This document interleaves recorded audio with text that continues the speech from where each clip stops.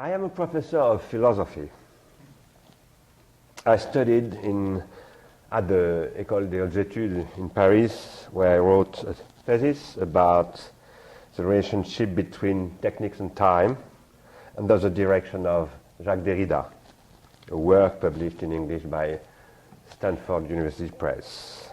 I began my academic career at the University of Compiègne in 1988, where I founded a laboratory dedicated to the questions of cognition, knowledge, and technical systems, and which still exists.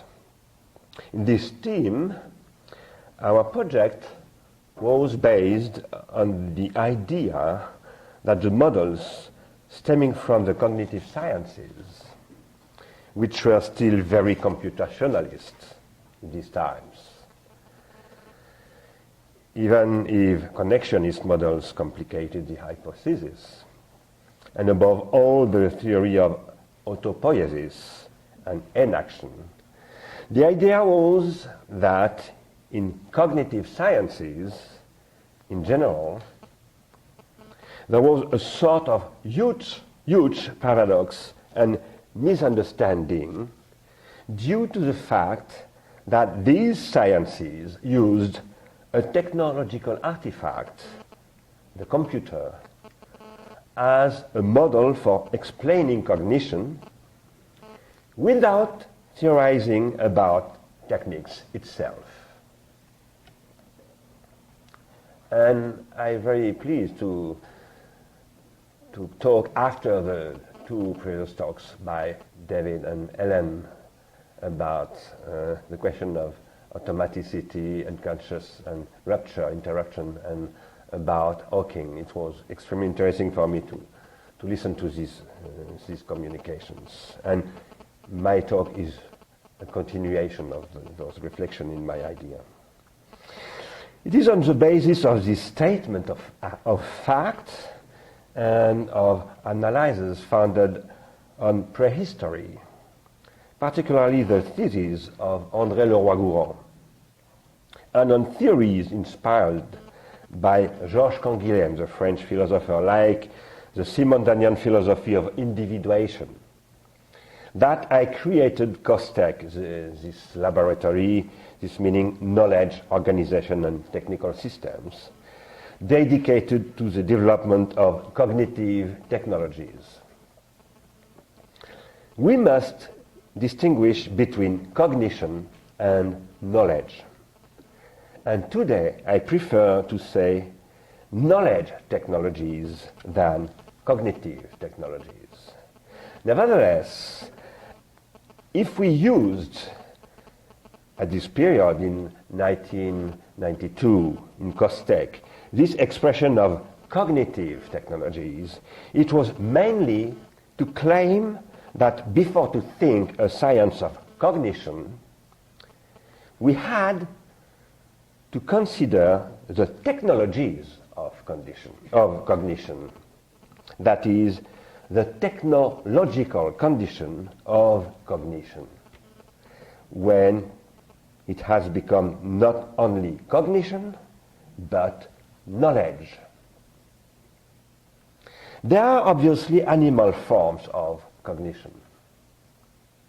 And if it was one of the main points of the cognitive theories to claim after cybernetics that a science of cognition must apprehend this one in its unity through its diverse animal, human, and machinic forms, we answered that here it remains the questions of what is intrinsic role, what is the intrinsic role of techniques in the human form of cognition. And this is here that we need to distinguish precisely between knowledge and cognition. When cognition stems from this technical form of life, which the human life is for Georges Canguilhem, cognition becomes knowledge, and not merely cognition, that is a social production, and not only a mental or cerebral one. And this is also the reason for which here Simondon is so fruitful, when he shows that it is impossible to think the psychical individuation without thinking collective individuation and transindividuation in the same time. To think this, we must study prehistory and the role of techniques as the beginning of a process of exteriorization of life, for speaking with the terms of André Leroy-Gourand. That is also a transformation of memory. Now, this expression, process of exteriorization, must be used very carefully, because there is no interiority that precedes exteriorization. But to the contrary, exteriorization constitutes the interior as such, that is to say, distinguishes and configures it in the very course of what Leroy-Gourand describes as this process of exteriorization. The Zinjanthropian was discovered in 1959. It is an Australanthopian dating back 1,750,000 years, and whose oldest biped ascendant go back 3,600,000 years. It weighs about 30 kilos. It is a true biped. It has freed its front legs for motricity. They are henceforth essentially destined to make tools and to expression, that is, to exteriorization, which constitutes the humanity of the human, and which is a break in the history of life. That which up to then was a part of the living, namely conditions of predation and defense, passes outside the domain of the living. The struggle for life, or rather for existence, and for acknowledgement and recognition, if we refer to Hegel, can no longer be limited to the Darwinian scene. The human conducts this struggle that we could say is noetic in the sense of Aristotle, that is a struggle for recognition, not for cognition. That is for existence by exteriorization, that is by non-biological organs, by artificial organs that techniques are.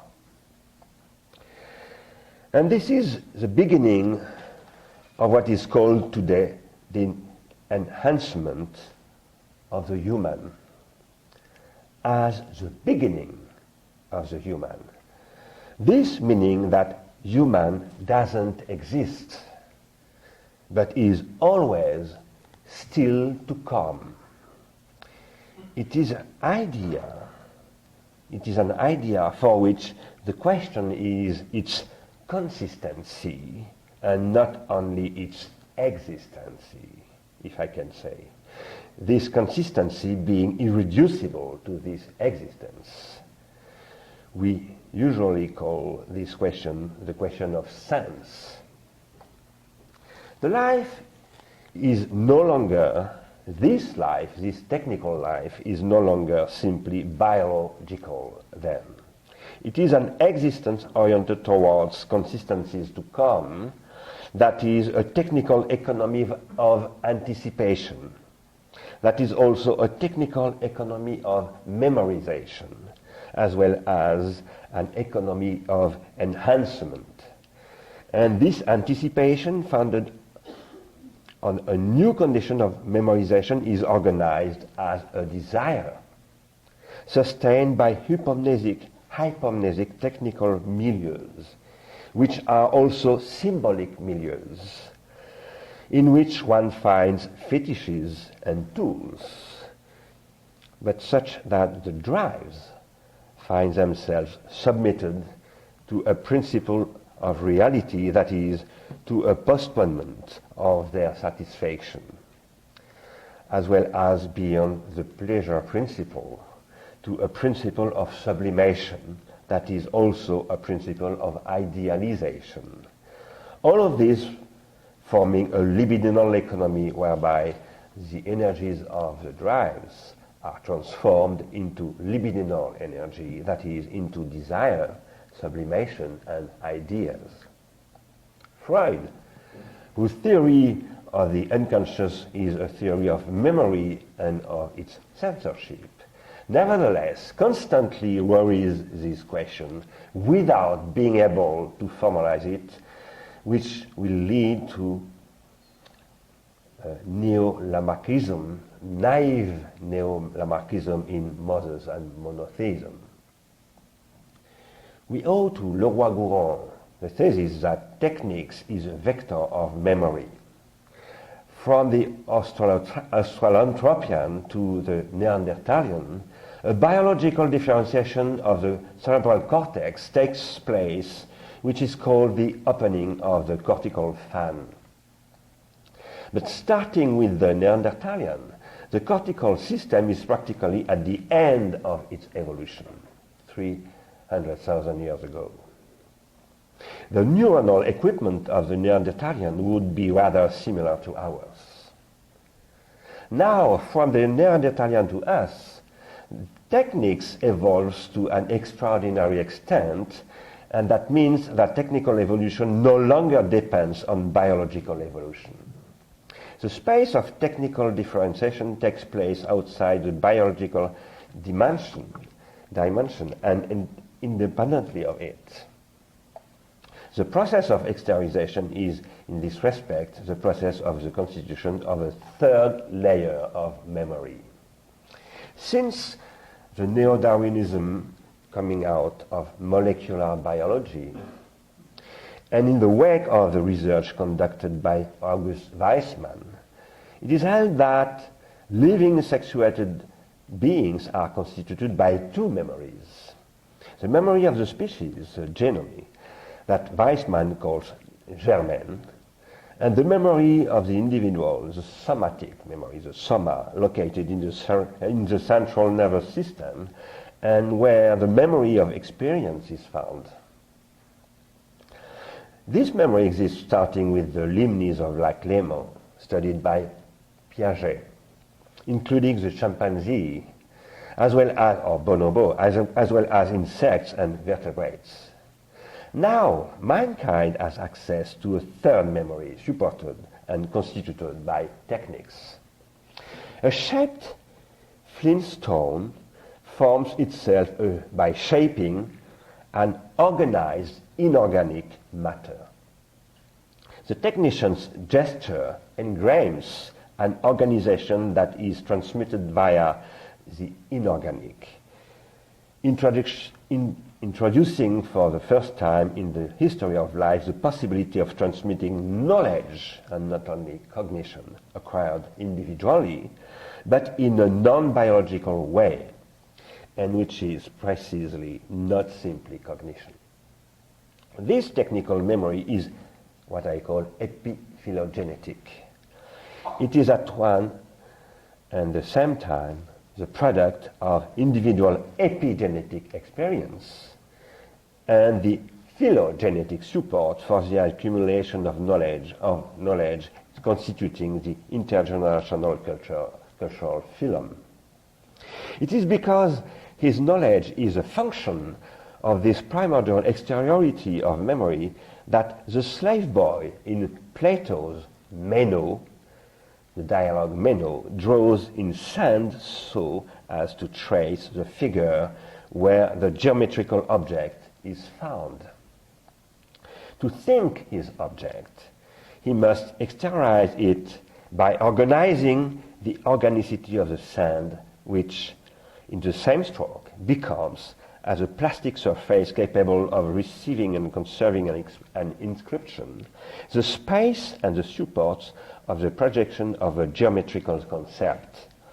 However mutable it may be, the drawing in the sand can conserve more durably than the mind of the slave a characteristic of an element of the figure, because the mind of the slave is essentially fluid.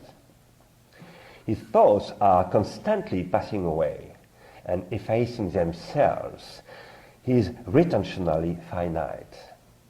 His memory constantly snaps.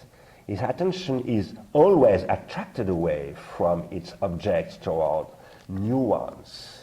And he has a hard time and intentionalizing the geometrical object, taking it in perspective in its organic identity, its necessity, its innermost essence, its eidos, for speaking with Plato.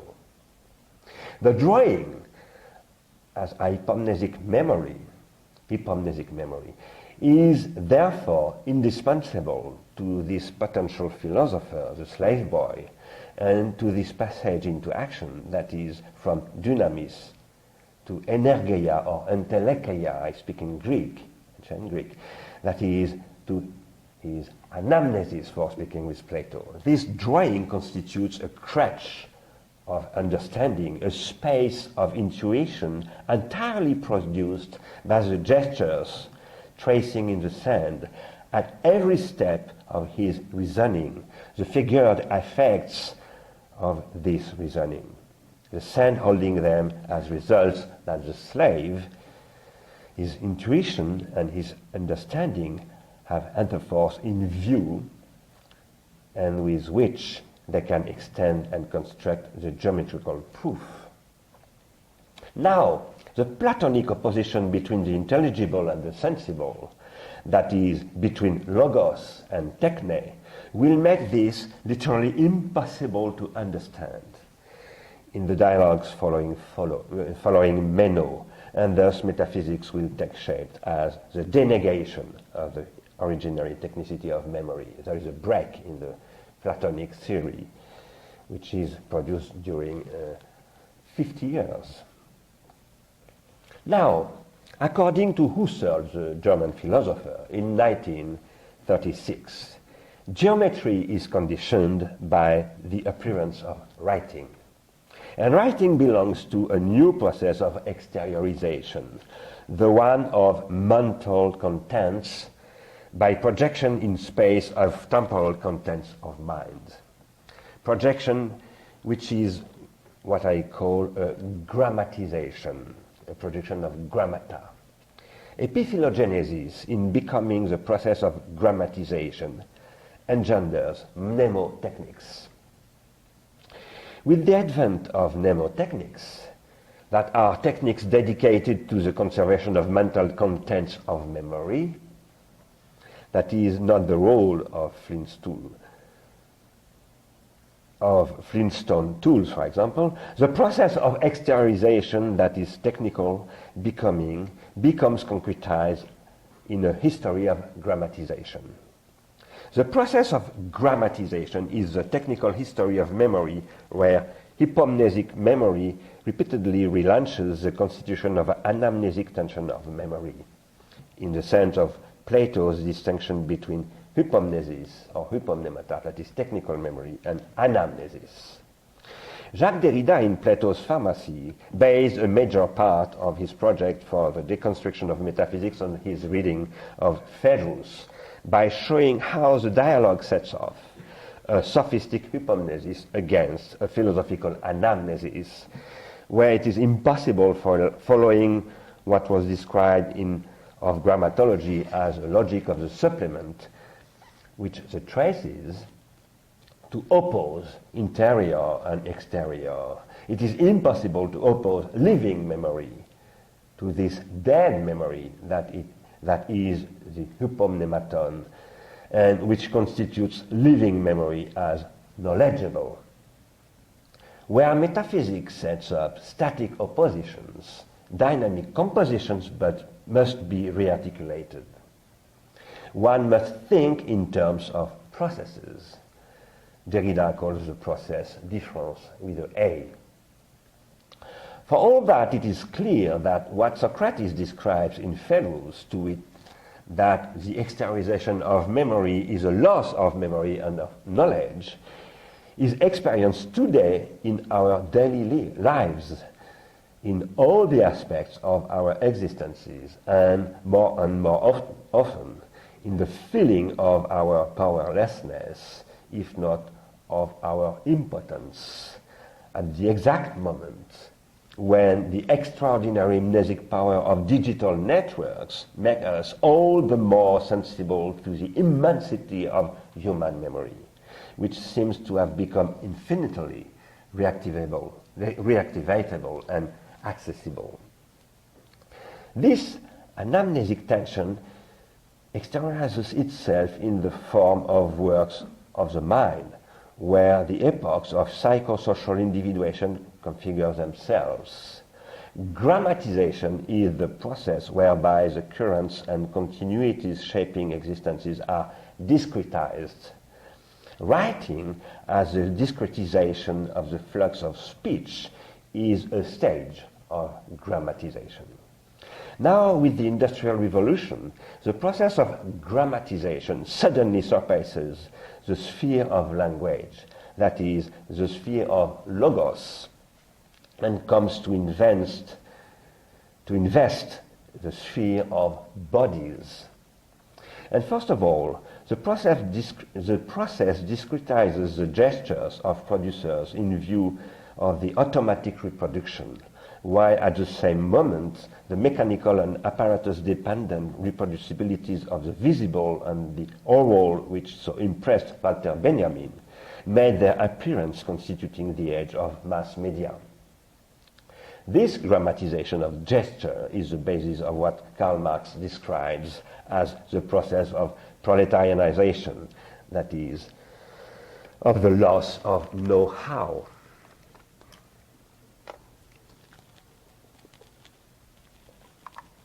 Grammatization is the history of the exteriorization of memory in all its forms, nervous and cerebral memory, first linguistic, then auditive and visual, bodily and muscular memory, biogenetic memory today. Thus exteriorized, memory becomes the object of socio-political and biopolitical controls through the economic investments of social organizations, which thus retool psychical organizations by means of mnemotechnical organs, including machine tools, and all the automats, including household equipment, for example. This is why a thinking of grammatization calls for what I call a general organology, that is, a theory of the articulation of bodily organs, artificial organs, and social organizations. What are digital technologies as cognitive technologies and technologies for knowledge, if not the last stage of writing? Now, particularly after Nicholas Carr's bestseller, The Shallows, we can no longer ignore that the irreducibly pharmacological character of writing, in the sense of Socrates, that is, its ambivalent character, both poisonous, toxic, and curative, therapeutic. Whether writing be alphabetical or digital, etched in stone or inscribed in paper or in silicon or on screens of digital lights. This irreducible ambivalence, which applies to technology in general, medicines and drugs, nuclear power, financial robots, traceability, etc., is what neither modern philosophy nor ancient philosophy were able to think both the two sides at once. But it is also what is ignored, for example, by Alan Buchanan, a professor of philosophy at Duke University, in his theory of enhancement, presented in the book Better Than Human. And it was ignored by the diverse theories at the root of cognitivism as well. Now, it's what is at stake and thematized in the theory of the reading brain developed by Marianne Wolf, referring to Stanislas Dehaene, the French neuroscientist, himself continuing Jean-Pierre Change's theory of the brain and of the relationship between brain and culture. But we will see that Dehaene himself doesn't think the question as such. When Buchanan says that, I quote, "It's part of human nature to strive to improve our capacities. Humans have done this in the past by developing literacy and numeracy, and the institutions of science, and more recently, we have done it with computers and the internet," unquote. His claim is very close to my own theory of epiphylogenesis, even if I am surprised that Buchanan limits that at literacy and numeracy, and seems to ignore Leroy-Gourhan's theory of exteriorization or Ernst Kapp philosophy. Enhancement begins long before grammatization. But above all, I consider that he doesn't think the flow which constitutes what I call the originary default of origin, that is the beginning of the process of hominization, which is also thought by Plato in Protagoras as the myth of Prometheus and Epimetheus. And for this reason, Buchanan can think the pharmacological question, I guess. When he says about those who, according to him, share a, he says, rosy and pre-Darwinian view, end quote, and express consequently their concerns and reservations about enhancement. When he says then that, I quote, "In fact, it might turn out that the only way to prevent us from going extinct or to prevent some great worsening of our condition is to enhance some of our capacities," unquote. I consider that claiming this, he completely neglects the pharmacological question. The question is not merely to enhance our faculties, but to struggle against the loss of knowledge, that is also the loss of capabilities in the sense of Amartya Sen's, the Indian economist, which is always made possible, this loss of capabilities, by a process of delegation of faculties in an artificial organ, even if this delegation is a reality. I agree with Buchanan about this, of the process of hominization, precisely defined as a process of exteriorization by Leroy-Gourhan. For enhancement of capacities can be also the increasing of incapacitation. This is what is pointed out by Socrates as well as by Karl Marx, Richard Sennett, or again Amartya Sen, who shows, for example, that, I quote Amartya Sen, "If we look at the black male population in particular US cities, we find that they are overtaken in terms of survival by people from China or Kerala at much earlier ages. They are also overtaken by many other third world populations. For example, Bangladeshi men have better chance of living to ages beyond 40 years than African American men from the Harlem district of the proper city of New York," unquote.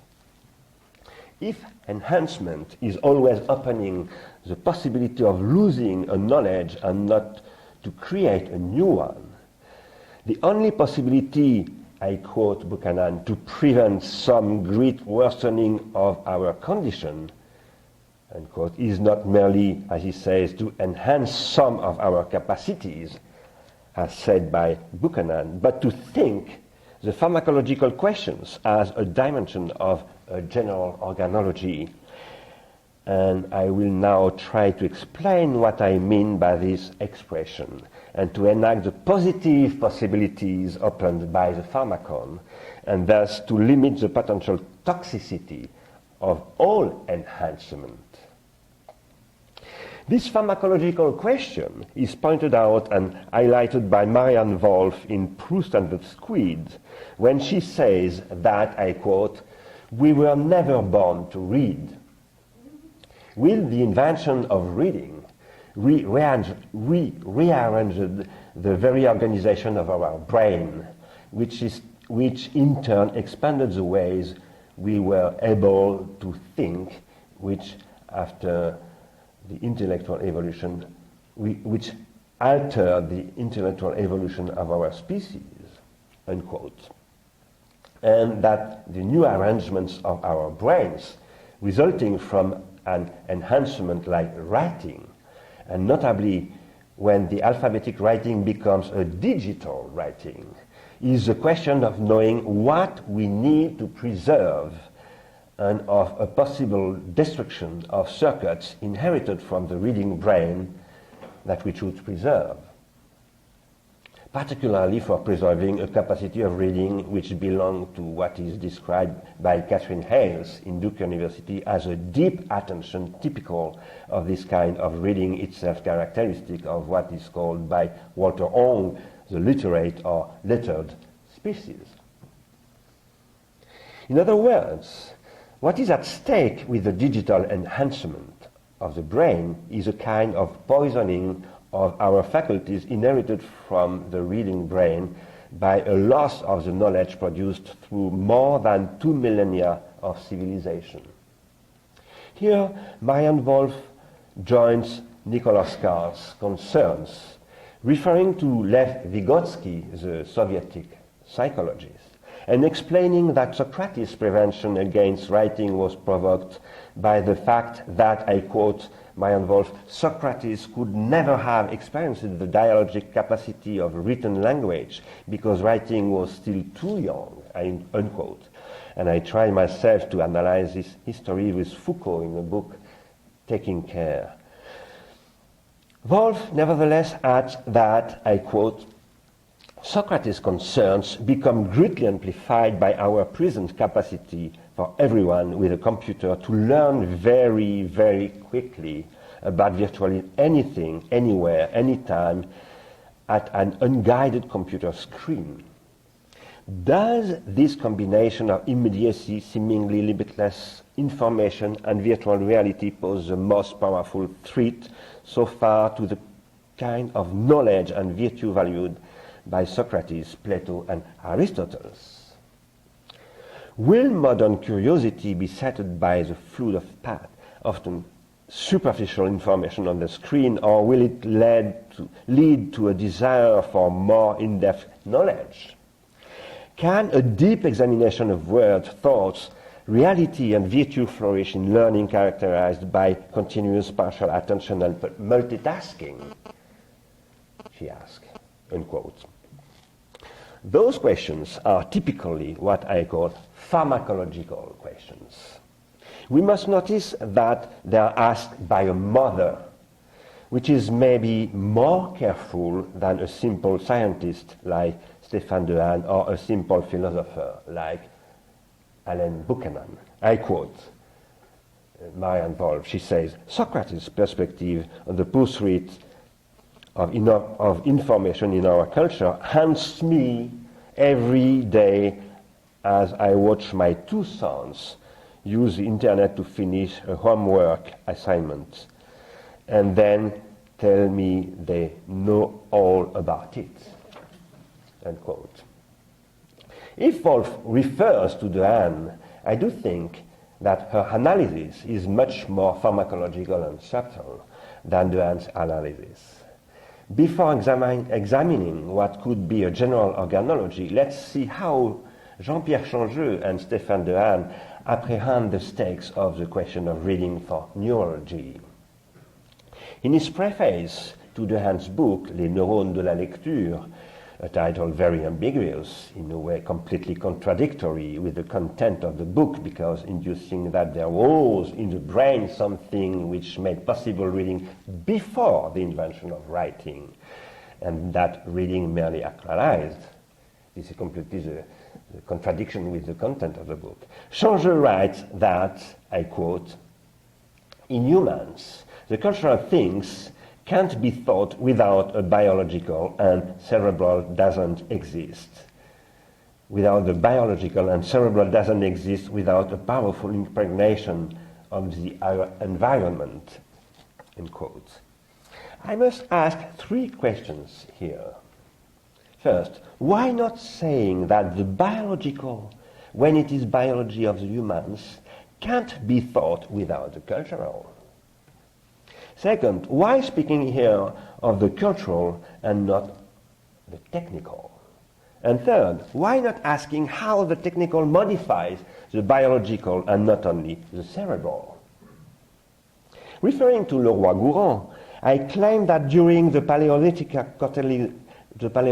corticalization, that is, according to Leroy-Gourhan, between the Australopithecus afarensis until the Neanderthalian, the brain is transformed, that is formed, by its relationship to technologically organized inorganic matter, where it exteriorizes itself as well as it interiorizes the function of this matter for its survival.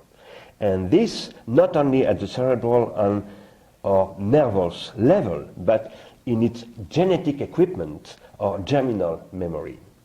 The struggle for life is changed by the fact that the survival organs have become artifactual and not simply biological or physiological. For speaking with Canguilhem, the hominization is the appearance of the technical life, which is a new kind of life, for which biology is not sufficient for thinking it. Canguilhem says that for humans, the normal, the pathological, and normativity are all in an essential relation to artificial organs. I quote Georges Canguilhem. Man, even physical man, is not limited to his organism. Having extended his organs by means of tools, man sees in his body only the means to all possible means of action. Thus, in order to discern what is normal or pathological for the body itself, one must look beyond the body. From the moment mankind technically enlarged its means of locomotion, to feel abnormal is to realize that certain activities which have become a need and an ideal are inaccessible. Unquote. The normal and the pathological are not opposites, Canguilhem says. The pathological is a kind of normal, he says, and in the experience of the pathological, life is normative. It invents states of health. Invention that Canguilhem describes as the institution of new norms. I quote, "Being healthy means being not only normal in a given situation, but also normative in this and other eventual situations." What characterizes health is the possibility of transcending the norm, which defines the momentary normal, the possibility of tolerating infractions of the habitual norm and instituting new norms in new situations. Unquote. Life, which has been technically extended, opens a new experience of the pathological and thus of normativity. In a general fashion, the health of life as variability or changeability, not only for technical life, is the experience of infidelities of its milieu. I quote, Health is a margin of tolerance for the infidelities of the environment or the milieu. The environment or the milieu is inconstant, infidèle in French. Its infidelity is simply its becoming, its history, unquote. But in technical life, technicity must be apprehended as that which induces a new infidelity of the milieu, a new type of infidelity of the milieu. That is, a changeability where the normal, the pathological, and normativity develop according to a new logic, which is a techno-logic. In this case, the infidelity of the milieu is related to what Bertrand Gilles, the French historian, calls disadjustment, in order to refer to gaps between the constantly accelerating evolution of the technical system, particularly since the Industrial Revolution, and that of the other human systems, social systems and psychical systems, all of which having to be thought in relation to natural systems, geographical, geological, meteorological, biological and physiological. It is only within this new organological context, insofar as it constitutes a pharmacological context, and is as such newly pathogenic, that Canguilhem can conclude, I quote, "Man feels in good health, which is health itself, only when he feels more than normal." Unquote. The healthy human being is, I quote, normative, capable of following new forms of life. And Canguilhem concludes with extraordinary audacity, I quote, "The power and temptation to fall sick are an essential characteristic of human physiology." Unquote. Pathogenesis is essential to anthropogenesis, which is itself a technogenesis of pharmaca. It is to this extent that for the physician Bross, I quote, "the problem of functional pathology appears intimately tied to that of education." Consequently, a sensorial, active, emotional education, if it is done badly or not at all, calls instantly for a re-education, end quote. What does that mean here, to fall sick? What is here the role of pathology, in which to feel in good health is to feel more than normal? Is this meaning merely to be enhanced? I don't believe it. To understand how to question and to think human enhancement needs an overcome of the Darwinian biology. As it is said by Canguilhem here, I quote, "It is absurd to assume that in the long run man's natural organs can express the influence of..." Is it absurd to assume that in the long run man's natural organs can express the influence of the artificial organs through which he has multiplied and still multiplies the power of the first, end quote. Today, these issues arise in a double context of, on the one hand, the generalization of digitalization of our existences in all their dimensions, digital technology being the last stage of grammatization and a new kind of writing. On the other hand, the advances of neuroscience, and particularly the neuroscience of reading. Here the first question is to think the relationship between retentions at their play engendered pretensions, that is, anticipations, attentions, and desires. Writing, ideographic, alphabetic, digital, is a kind of what I call tertiary retention.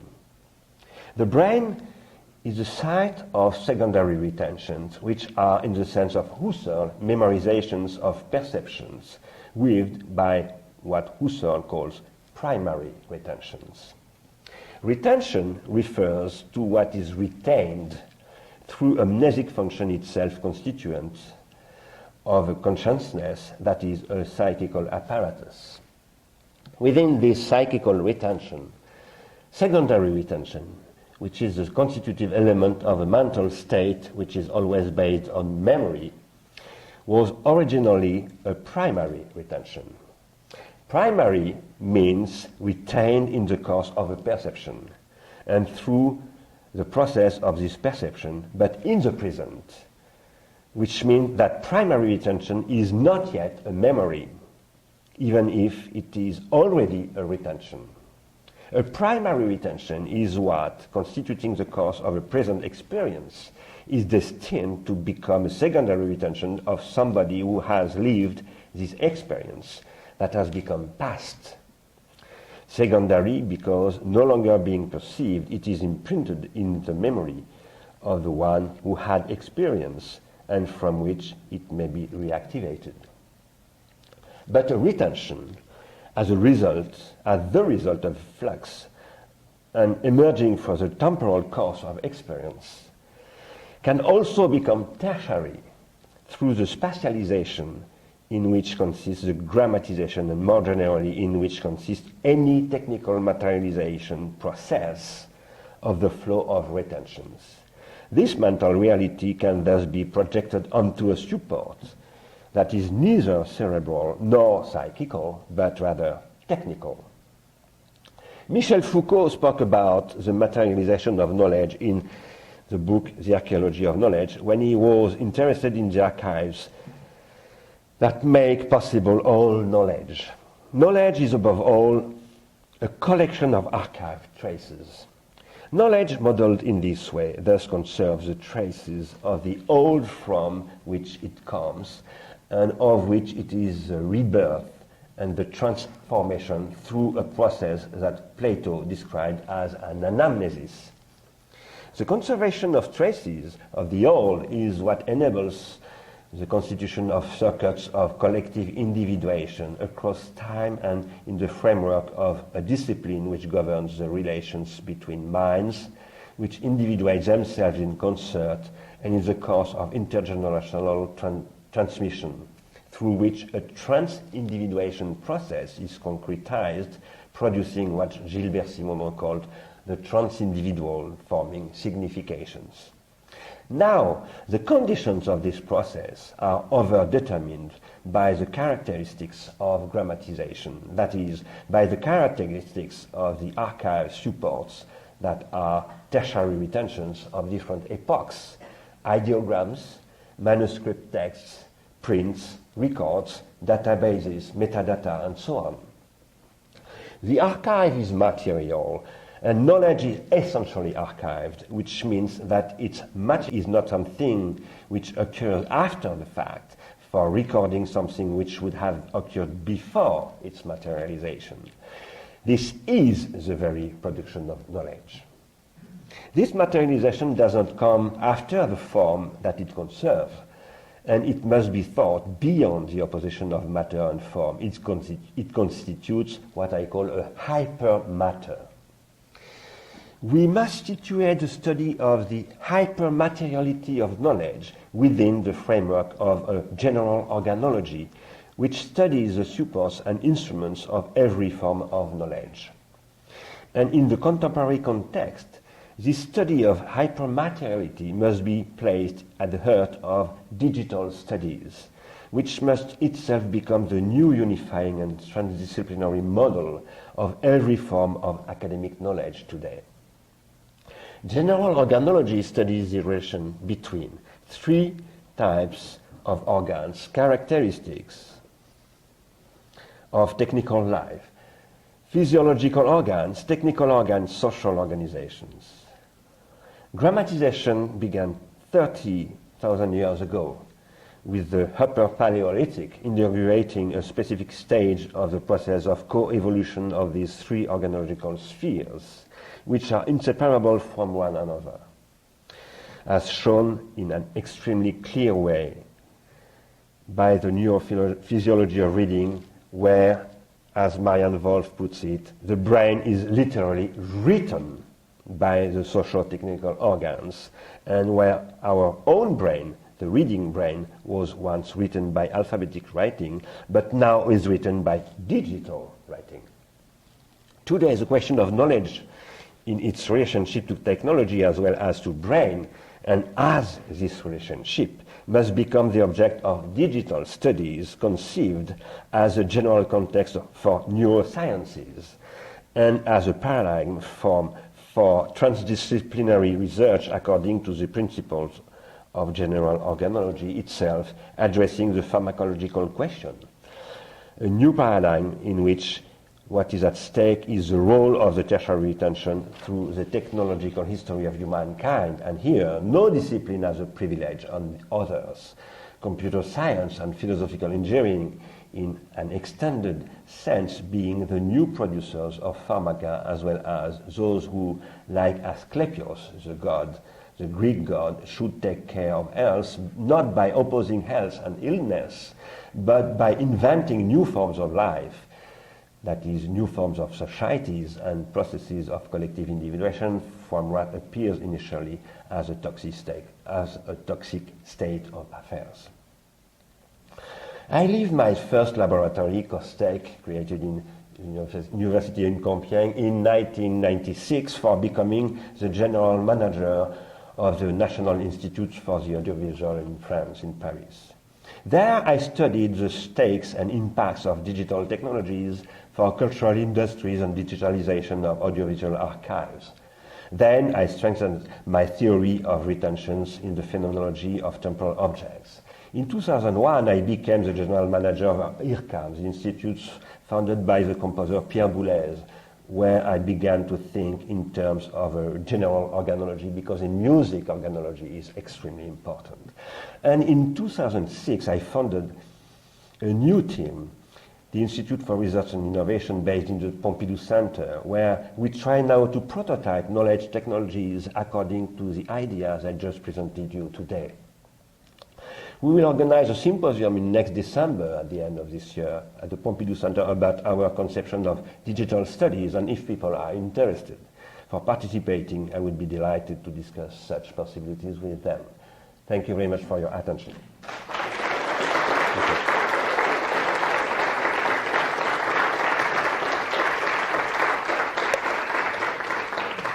Thank you.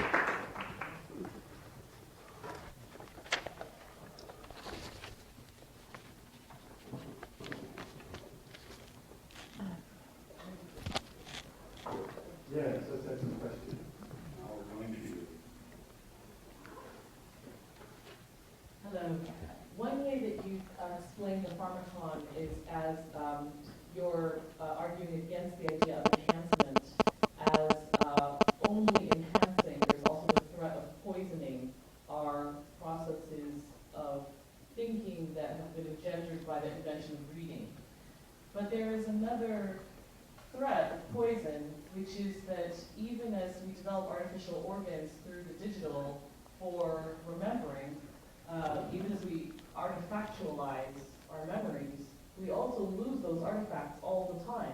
That the digital itself has the amnesia built into its processes, that even as we learn new forms of literacy in the digital and through the digital, those become surpassed and obsolescent with new forms of literacy that then we must learn all new platforms and so on. So there is constantly the threat of poison. Yeah. It's not just the displacement of reading literacy, but Yeah. the displacement of many literacies as the digital goes on. Yeah. Yes, I agree. I completely agree with you. Excuse me.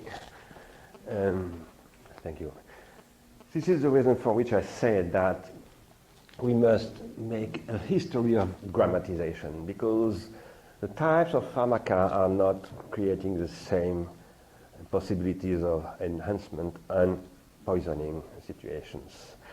Particularly today, when we were together with David in EdCam, I was always confronted with the problem of innovation for the musicians, composers, and performers, because when you can play, like, for example, Mozart, the violin or the piano, it is because your instrument is stable.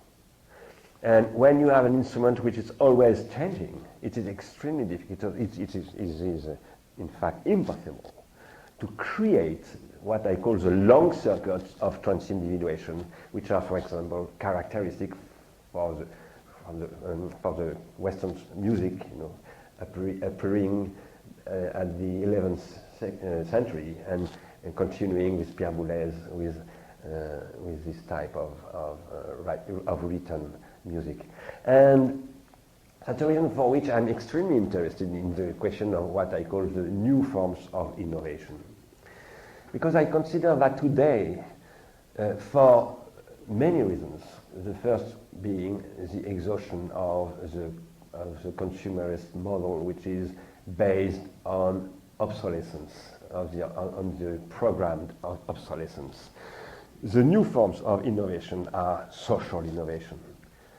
This doesn't mean that there is no technical innovation. All to the contrary, I consider that social innovation is always a technical innovation. But now, the question of innovation is how to create new arrangements between technical organs and social organs who are creating a new value, economic value, political value, intellectual value, artistical value, etc., etc., which are not destructive for the planet, for the air, but also and above all for the mental capacities of the youth, because today it is really a question.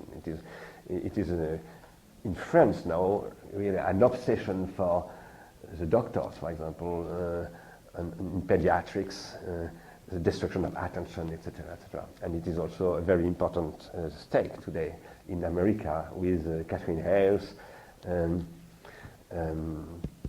Nicholas Carr, and so well-known people, but a lot of other people.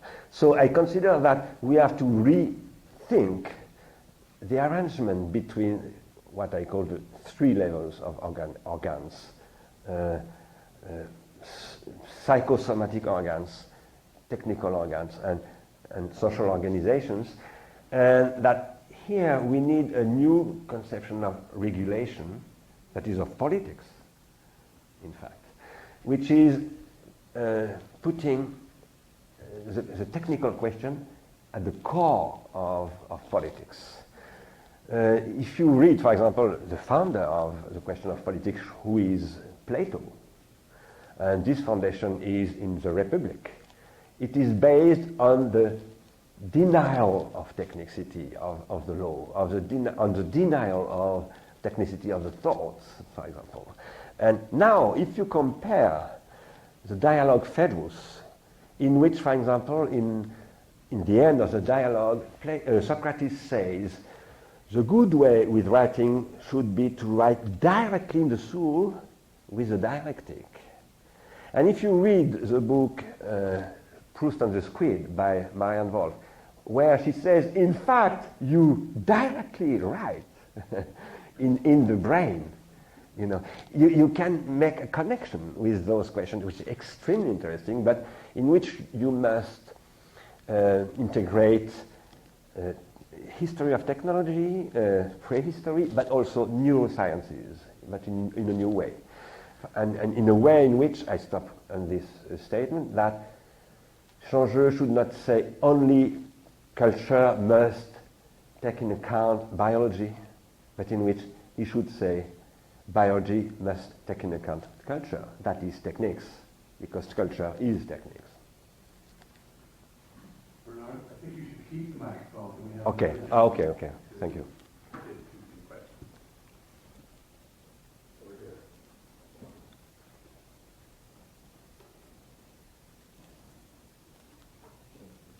First of all, thank you. Thank you. Second, for me, it is sometimes difficult to understand what you're saying, so I'm wondering if you have the printed lecture available somewhere, because I would love to read it. On mute? I am muted. But There we go. So I'm wondering if it's possible to see, read your...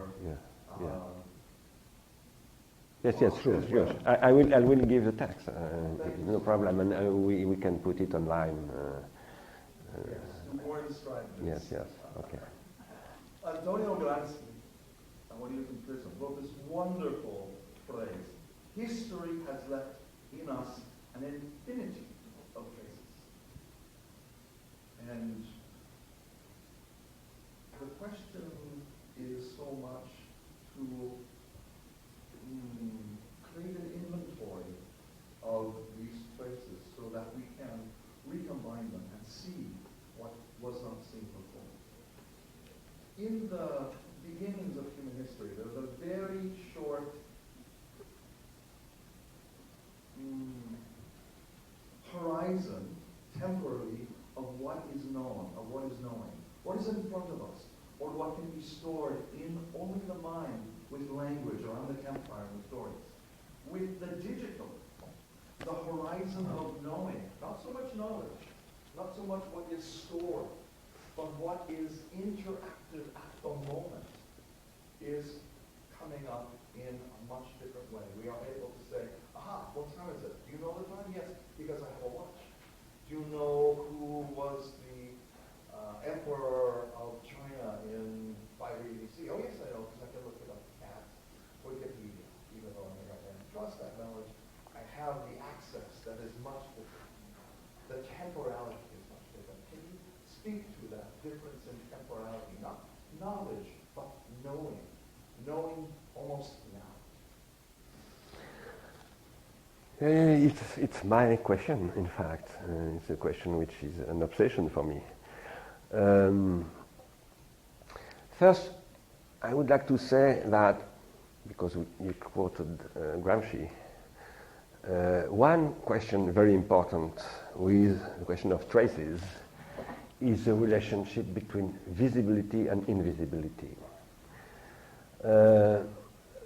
Walter Hong, for example, who is a very good and great thinker of what is writing and what is at stake with the appearance of writing in Greek society, shows that writing, the appearance of alphabetic writing, is the possibility of transforming the time of speech, which is invisible, into a space of text which is visible, but which is not temporal. And reading is a retemporalization of this spatialized text, you know. So the question is the relationship between time and space. In grammatization, you have always this question: how do you articulate time and space?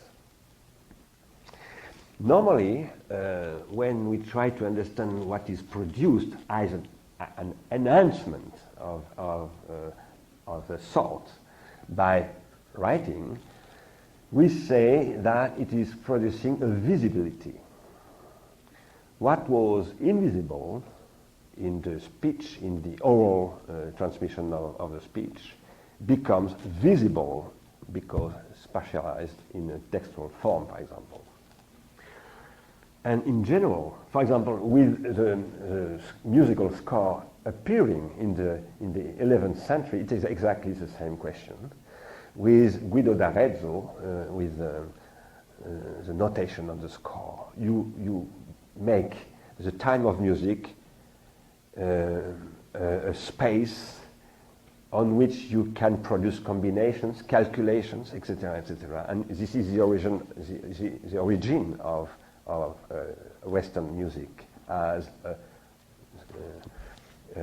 written music.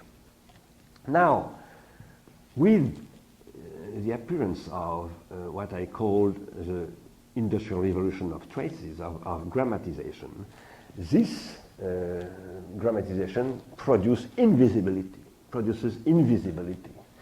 What was visible, for example, in the work of the craftsman, producing shoes or shirts or clothes, etc., becomes invisible because the machine, which has become an automat, produces something which is not visible, which becomes what we call a black box. And this is the origin of what was called by Karl Marx proletarianization, but the first to describe this was Adam Smith. And the first pointing out the question was Socrates, when he said that in fact writing was, he didn't say a proletarianization of the mental, but he described a kind of proletarianization that is a loss of knowledge. Now, this question of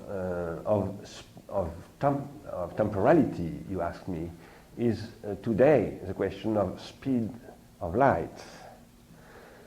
I wanted to at the beginning I said the title of my lecture was Light and Shadow in Digital Age, if I can remember.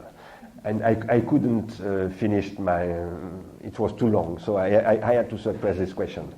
I wanted to show and to see myself that today we are with the technologies of light, because we are in technologies of light.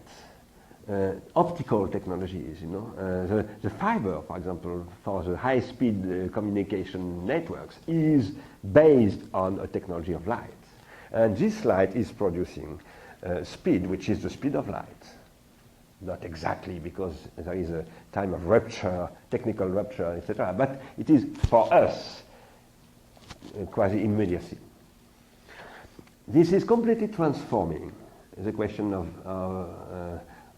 what I call the tertiary retention, because at the speed of life, what is at stake is automatization. So I was extremely interested by your lecture about automatization and automaticity of that is unconscious of the thought, because we are today a question of a double automaticity to think, and the combination between those two automaticity. The automaticity of the brain, in which when you have to learn something, to drive a car, to write with alphabet, etc., you must create automatic behaviors of your brain. This is a condition of knowledge, which is contradictory with the ideality of knowledge by Socrates, which is no automaticity in knowledge. But there is a base which is automatic. And this base is the deep layer of the brain, which is producing new circuitry in the cerebral organ, which are producing not instinct, but new automatic behavior, which seems to be like instinctual. They are not instinctual. They are technical, in fact. They are both technical and neural or neurological. But you have also another automaticity today, which is the automaticity of techniques. And there is a very big question, a pharmacological question today to solve, which is how to combine those automatic behavior, automatic devices, automatic situations for producing reflexivity, for producing thought, and sometimes ruptures, which are producing consciousness and not only unconscious. And this is extremely important to connect with the previous question of what I call social innovation. In my institute, the Institute for Research and Innovation, we are producing a new project about social networking. We consider that, in fact, today Facebook is not at all a social network. It is precisely a machine for destruction of the social organization. And this system, which is not social because it is not capable to produce with the psychical individuation a collective individuation. If you want to produce social reality, you must produce a collective individual. A collective individual is not a holistic individual. It is, for example, geometry, as defined by Husserl, is a collective individual. You are capable to individuate yourself in geometry only if you participate to the individuation of geometries in general. If you don't participate in the individuation of geometry, you are not a geometer. So you can't individuate yourself. It is exactly the same situation when you have a political discussion, for example, about what is to be an American, what is to be a French people, a French guy, etc. In what condition you can individuate yourself by participating to the individuation of France, America, Europe, or today humankind. And we are today confronted with this extremely difficult and important question, which is how to produce an automaticity, because myself I consider that there is always an automaticity, which is capable to produce a process of collective individuation. And here the question is how to develop electronic or digital technologies of trans-individuation, for example, on which you are capable to produce a collective apprehension and explicitation of what is invisible in your network, and how you can do with this invisibility new visibility, not only by the technologies of visibility of how do you say that in English, visualization, yeah, but by the production of a new collective consciousness of what is at stake with those technologies. So your question is extremely important for me. I could continue to speak about that for a long time, but I don't want to catch As you. you think the hour is late, do we have a reception during which you can continue?